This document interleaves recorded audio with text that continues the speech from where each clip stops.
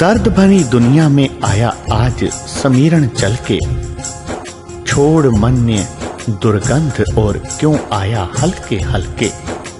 मेरे उजड़ डेरे में एक कीकर की छाया, बुलबुल गुल को छोड़ यहाँ क्यों डेरा आज लगाया।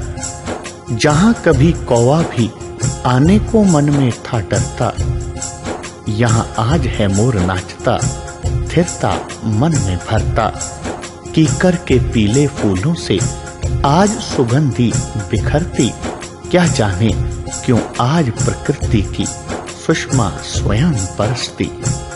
दर्द भरा क्रंदन सुनकर सब दूर भाग हैं जाते, पर यह आज स्वयं सुंदर क्यों खींचे यहाँ पर आते।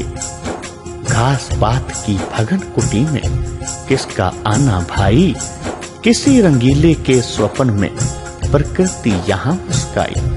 सुंदरता के रम्य राज्य का क्या छैला आवेगा, आशा और निराशा में मन भावुक क्या पावेगा। किसे यहाँ आना जाना है दुखी हृदय के अंदर, ये मेरे मन के सपने हैं अति सुंदर। भगत जनों, बात गुरु नानक देव जी की उदासी की है। हाँ, उदासी भी कभी कभी आ जाती है और दिल के ऊपर छा जाती है, पर उदासी कई तरह की होती है। मन यदि अधिक की इच्छा करे और मिले थोड़ा, एक उदासी यह है। अगर बहुत मिले तो तृप्ति होकर भी एक उपरांता आ जाती है। हाँ, भोगों के अंत पर भी आपा खाली होकर कभी कभी उदासी में चला जाता है।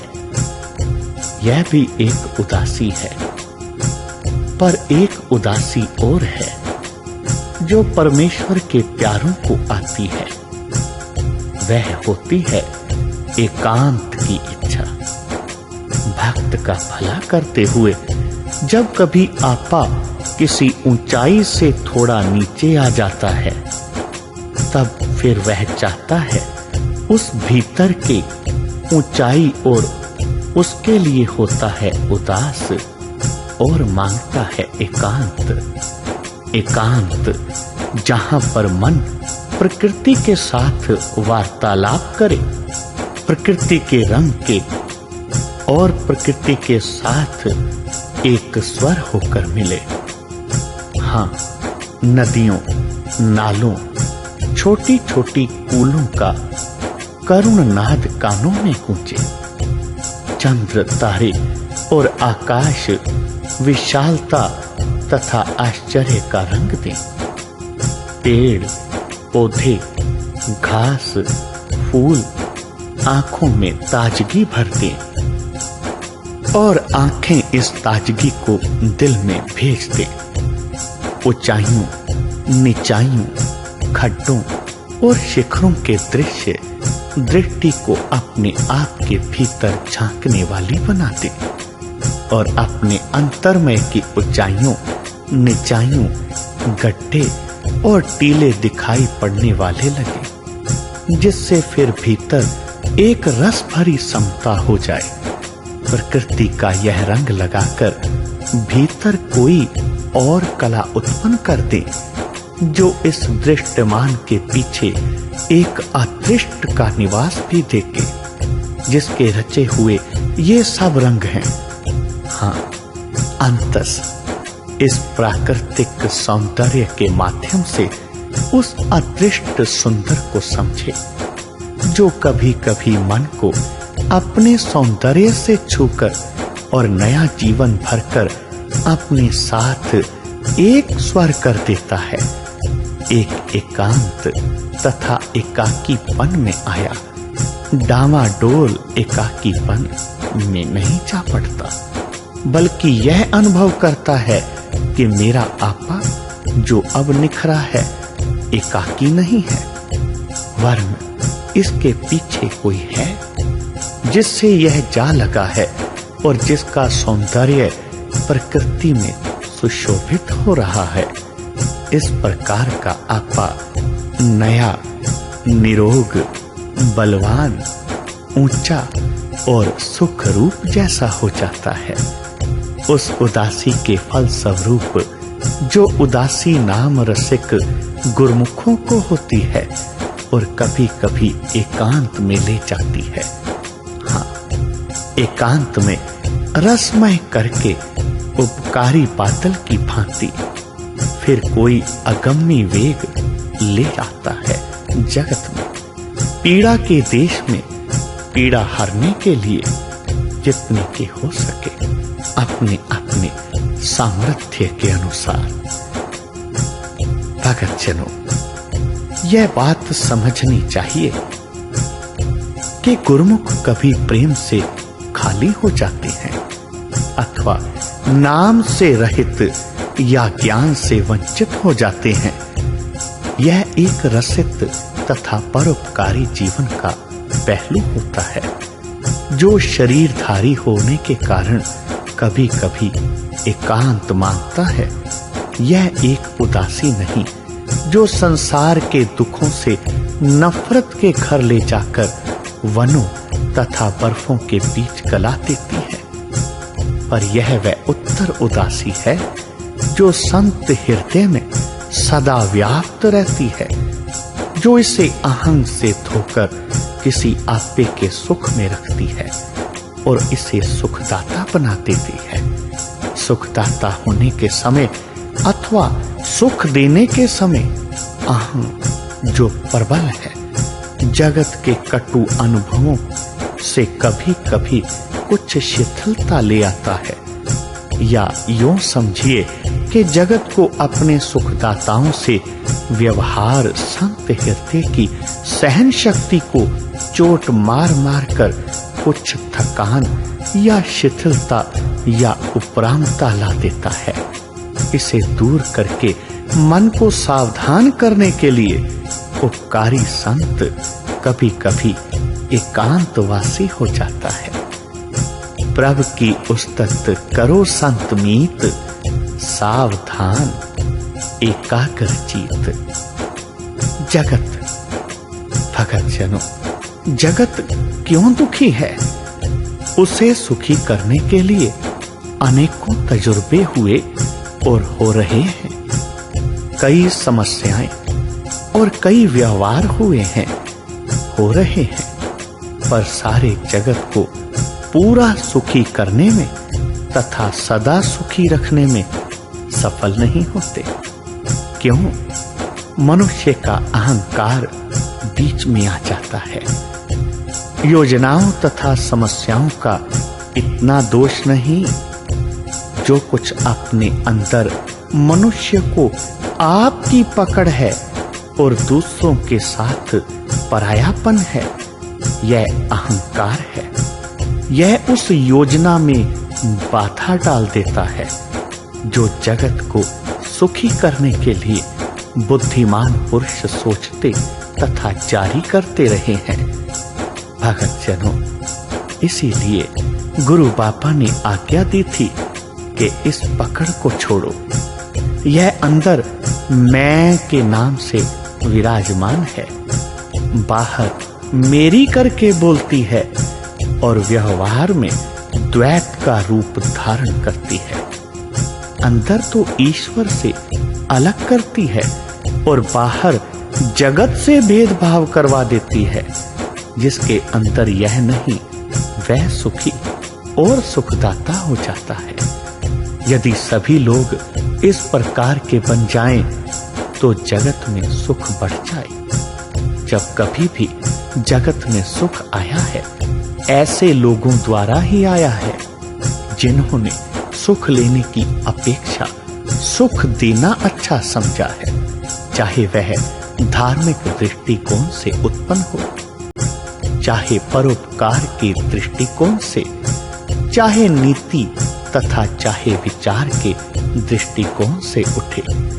पर सबसे अधिक ऐसे पुरुषों का जीवन धन्य है जो पहले अंदर से आप ऊंचे हुए हैं, जिनकी अहं की जंजीरें टूटी हैं और उनका आपा स्वतंत्र होकर सबके आपे में मिलकर उसका आधार हो गया है। फिर उन्हें दृष्टमान जगत में द्वैत नहीं रहा।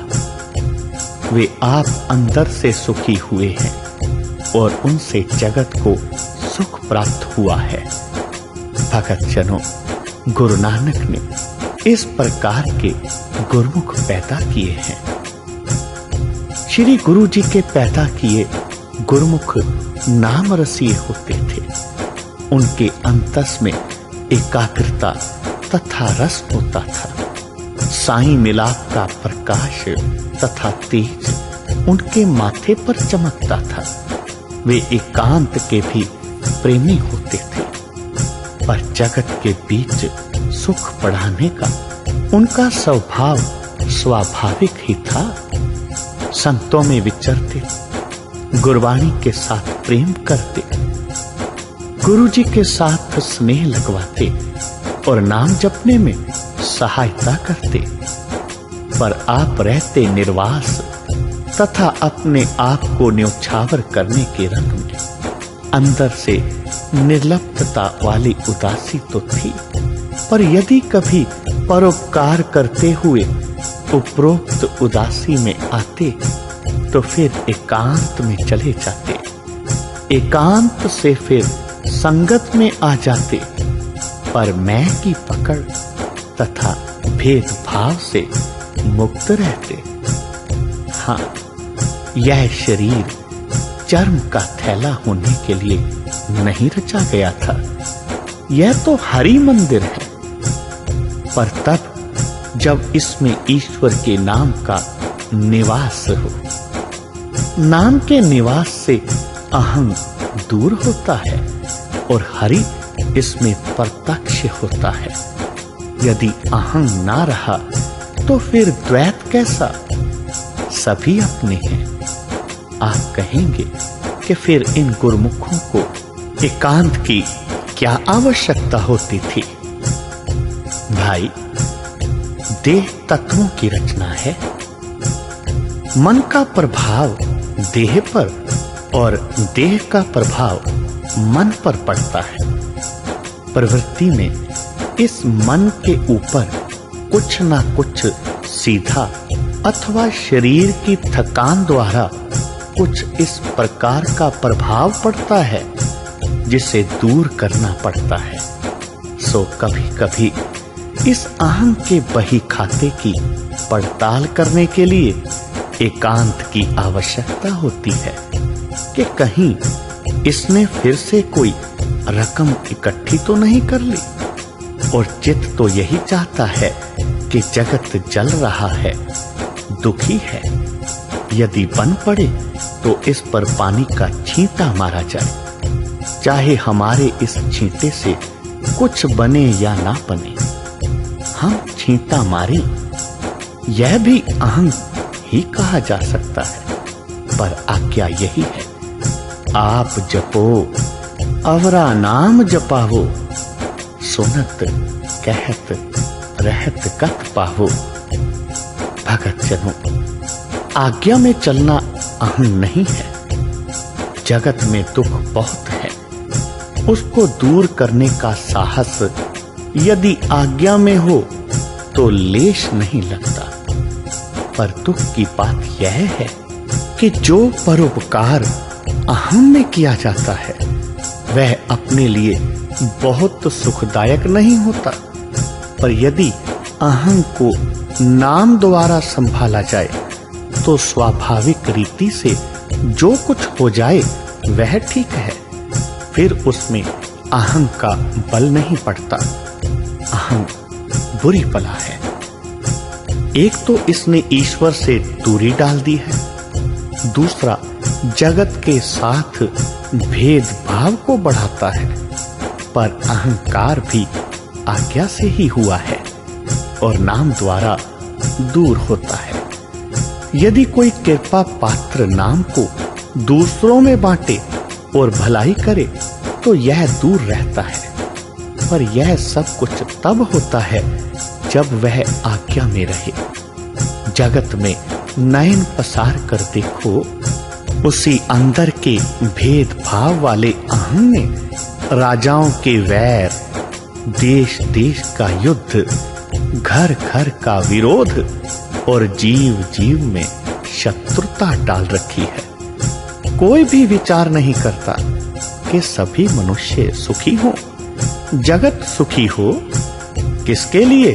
तोपों, बंदूकों, जहाजों तथा बारूदों गोलों को बनाते हैं। मनुष्य का वध करने के लिए? क्या इसी का नाम उन्नति तथा सभ्यता है? फिर जब एक मनुष्य अत्याचारी हो जाता है तो दूसरे को अपनी रक्षा करनी पड़ती है कि कहीं दूसरा उसे मार ना डाले। यूं सभी हत्या की सामग्री में सभ्य हो गए हैं। यदि एक छोड़ दे तो दूसरे से डरता है। यूं इस भेदभाव के संस्कार ने विद्या के प्रकाश में भी जगत को दुखी कर रखा है।